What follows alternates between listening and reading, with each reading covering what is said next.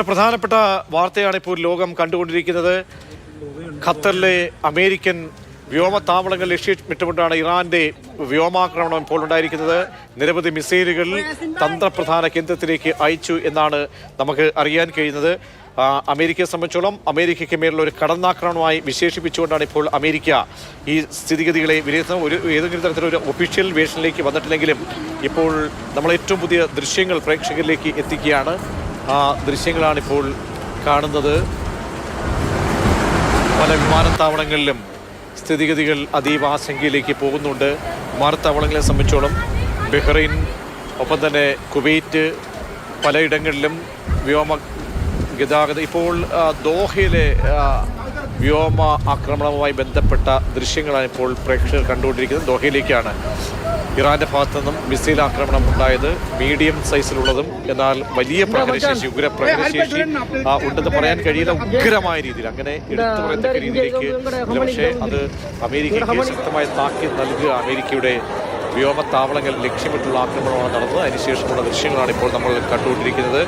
അൽ ഉദൈദ് സൈനിക താവളമാണ്. 10,000-ലേറെ US സൈനികരും 100-ലേറെ വിമാനങ്ങളും ഒക്കെ തന്നെ കേന്ദ്രീകരിക്കപ്പെടുന്ന സ്ഥലമാണ്. തന്ത്രപ്രധാനമായ ബോംബർ വിമാനങ്ങളും ടാങ്കറുകളും ഒക്കെ തന്നെ ഇപ്പോൾ അവിടെ ഉള്ള സ്ഥലമാണ്. അമേരിക്കയെ സംബന്ധിച്ചിടത്തോളം നമുക്കറിയാം, ഈ പശ്ചിമേഷ്യൻ രാജ്യങ്ങളിലൊക്കെ തന്നെ അമേരിക്കയ്ക്ക് നിരവധി വ്യോമ താവളങ്ങൾ ഉണ്ട്. ആ താവളങ്ങളൊക്കെ തന്നെ അതിശക്തവും വിപുലവുമാണ്. ആ താവളങ്ങൾ ലക്ഷ്യമിട്ടാണ് ഇപ്പോൾ അമേരിക്കയുടെ ഭാഗത്തു നിന്നും ഖത്തറിലേക്ക് ഇപ്പോൾ ആക്രമണം നടത്തിയിരിക്കുന്നത്. ആ ആക്രമണം അതേസമയം ആകാശത്ത് വെച്ച് തന്നെ നിർവീര്യമാക്കാൻ കഴിഞ്ഞു എന്നാണ് ഇപ്പോൾ ഖത്തറിൻ്റെ ഭാഗത്തു നിന്നും അറിയിപ്പ് വരുന്നത്. ഇറാൻ്റെ ഭാഗത്തു നിന്നാകട്ടെ, ഇറാൻ പറയുന്നത് ഒരു തരത്തിലും സഹോദര രാഷ്ട്രങ്ങളായ മുസ്ലിം കൺട്രീസിനെ, അതായത് അറബ് രാഷ്ട്രങ്ങളെ ലക്ഷ്യമിട്ടല്ല തങ്ങൾ ആക്രമണം നടത്തിയത് എന്നാണ് അറിയിക്കുന്നത്. അതായത് അമേരിക്കയ്ക്കുള്ള ശക്തമായ താക്കീതാണ്. അമേരിക്കയ്ക്ക് മേലുള്ള ഞങ്ങളുടെ രാജ്യത്തിലേക്ക് കടന്നാക്രമണത്തിൻ്റെ, അതായത് ഫോർദോ അടക്കമുള്ള വ്യോമ ആണവ കേന്ദ്രങ്ങളിലേക്ക് അമേരിക്ക നടത്തിയിട്ടുള്ള ബങ്കർ ബസ്റ്റർ, വളരെ പ്രധാനപ്പെട്ട ബോംബിംഗ് നടത്തി അതിനുശേഷമുള്ള പ്രതികാര നടപടി എന്ന രീതിയിലേക്കാണ് ഇപ്പോൾ ഇറാൻ ഇതിനെ വിശേഷിപ്പിക്കുന്നത്. അമേരിക്കയുടെ ഭാഗത്തു തന്നെ അറിയാൻ കഴിയും, നേരത്തെ തന്നെ ഇത്തരത്തിലുള്ള ഒരു മുന്നറിയിപ്പ് ഇറാന്റെ ഭാഗത്തു നിന്നും നടത്തിയിരുന്നു. American state secretary, US state secretary ഉൾപ്പെടെ പ്രധാനപ്പെട്ട ഉദ്യോഗസ്ഥരൊക്കെ തന്നെ ഇപ്പോൾ സ്ഥിതിഗതികൾ വിലയിരുത്തുന്നു എന്നാണ് മനസ്സിലാക്കുന്നത്. ഒഫീഷ്യൽ വേഷൻ അമേരിക്കയുടെ ഭാഗത്ത് നമുക്ക് ഉണ്ടായിട്ടില്ല. ദിവീഷ് മണി കൂടി ചേരുന്നു. ദിവീഷ്, അമേരിക്കയെ സംബന്ധിച്ചോളം അറിയാമല്ലോ, തൊട്ട് കഴിഞ്ഞാൽ കാരണം പൊള്ളുന്ന ഒരവസ്ഥയിലേക്ക് എന്തായാലും പോകും. കാരണം പശ്ചിമേഷ്യൻ രാജ്യങ്ങളെ സംബന്ധിച്ചോളം അവിടെയൊക്കെ തന്നെ എയർബേസ് ഏറ്റവും കൂടുതലായി അമേരിക്കയ്ക്ക് ഉള്ള ഏരിയയാണ്. അപ്പോൾ എങ്ങനെയാണ് ഇപ്പോൾ ഇനി അമേരിക്കയുടെ ഈ സേനാ വിന്യാസമൊക്കെ നമ്മൾക്ക് പ്രതീക്ഷിക്കേണ്ടി വരിക? ദിവിഷ്, പ്രജീഷ്, ഇപ്പോൾ കാണുന്ന ദൃശ്യങ്ങളിൽ ഈ അപകട സമയത്ത് അല്ലെങ്കിൽ മിസൈലുകൾ വർഷിച്ചു എന്നത് ആളുകൾ ഉണ്ടാക്കുന്ന ആശങ്കയാണ്. ഒരു അപകടങ്ങളും ഒരിടത്തും റിപ്പോർട്ട് ചെയ്തിട്ടില്ല എന്നത് ഏറ്റവും പ്രധാനപ്പെട്ട കാര്യമാണ്. ഖത്തർ ഡിഫൻസ് തന്നെ വ്യക്തമാക്കുന്നു, തങ്ങൾക്കെതിരെ വന്ന ആക്രമണങ്ങളെ കൃത്യമായി ആകാശത്ത് വെച്ച് തന്നെ അവർ തകർത്തിരിക്കുന്നു, പ്രതിരോധിച്ചിരിക്കുന്നു എന്നാണ്. പക്ഷേ ഏത് നിമിഷം എന്ത് സംഭവിക്കാമെന്നതുകൊണ്ട് വളരെ ജാഗ്രതയോടെ മുന്നോട്ട് പോകണമെന്നാണ് ഖത്തറിലെ അടക്കം ജനങ്ങൾക്ക്, ബഹ്റൈൻ അടക്കമുള്ള രാജ്യങ്ങളിലെ ജനങ്ങൾക്ക് അതാത് ഭരണകൂടങ്ങൾ നൽകുന്ന നിർദ്ദേശം. നമുക്ക് ഈ സമയത്ത് അമേരിക്കയ്ക്കെതിരെ ഇറാൻ ആക്രമണം നടത്തിയിരിക്കുന്നു. അമേരിക്കൻ എയർബേസുകൾക്കെതിരെയാണ് ആക്രമണം നടത്തിയിരിക്കുന്നത്. സ്വാഭാവികമായിട്ടും ആ നിലയ്ക്ക് ഇനി അമേരിക്ക തിരിച്ചടിയിലേക്ക് പോകുമെന്ന ആശങ്ക ലോകത്തിനാകെയുണ്ട്. ആ ആശങ്ക നിലനിൽക്കുന്നത് കാരണം വിപുലമായ ഒരു സേനാ വിന്യാസം ഇറാന് ചുറ്റും അമേരിക്കയ്ക്കുണ്ട് എന്നതാണ്. ഇത് ഈ ഈ വർഷം ജൂൺ 13 വരെയുള്ള കണക്ക് പ്രകാരമാണ്.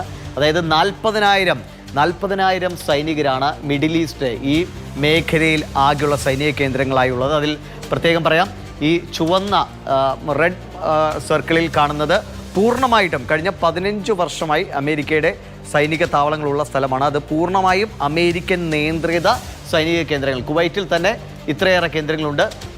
ബഹ്റൈനിൽ പൂർണ്ണമായും അമേരിക്കൻ നിയന്ത്രണത്തിലുള്ള സൈനിക കേന്ദ്രമുണ്ട്.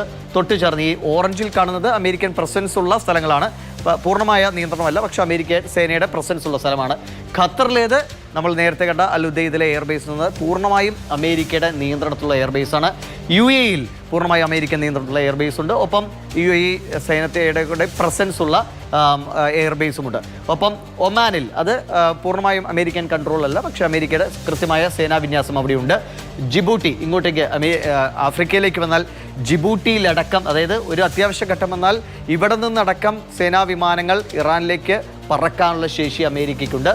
ഈ ചെങ്കടൽ, റെഡ് സീയിൽ ഏറ്റവും പ്രധാനപ്പെട്ട ഡിസ്ട്രോയേഴ്സ്, അമേരിക്കയുടെ അപകടകാരികളായ കപ്പലുകൾ, യുദ്ധക്കപ്പലുകൾ അണിനിരന്നിട്ടുള്ള ഇടമാണ് ഈ ചെങ്കടൽ. അങ്ങനെ നാവികസേനയുടെ വലിയ താവളം ഇവിടെയുണ്ട്.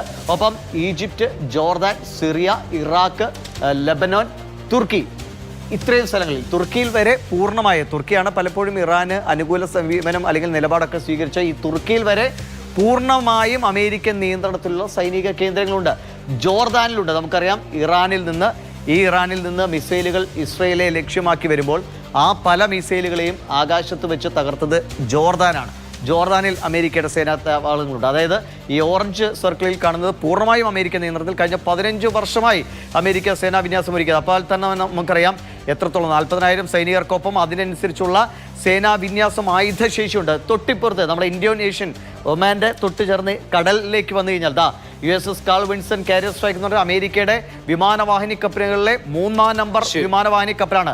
ഒപ്പം തന്നെ US നെമിറ്റ്സ്, അതും ഏത് നിമിഷവും ആക്രമണ സജ്ജമായി നിൽക്കുന്ന നാവിക വിന്യാസമാണ്. അതായത് കടലിലും കരയിലുമായി, ഒപ്പം തന്നെ എയർഫോഴ്സിൻ്റെയും കൃത്യമായ സംവിധാനങ്ങളാണ് ഇറാനെ ചുറ്റും അല്ലെങ്കിൽ ഇറാനെ വലയം ചെയ്തുകൊണ്ട് അമേരിക്ക തീർത്തിരിക്കുന്നത്. അതുകൊണ്ട് ഈ കേന്ദ്രങ്ങളിൽ അമേരിക്ക അതേ നിലയിലുള്ള പ്രത്യാക്രമണത്തിലേക്ക് പോയാൽ എന്ത് സംഭവിക്കുമെന്നറിയില്ല. അതാണ് ദിവിഷ് സൂചിപ്പിച്ചതുപോലെ തന്നെ അങ്ങേയറ്റം നമ്മൾ ചിന്തിക്കുന്നത് പോലെയല്ല ഇപ്പോഴത്തെ സാഹചര്യങ്ങൾ.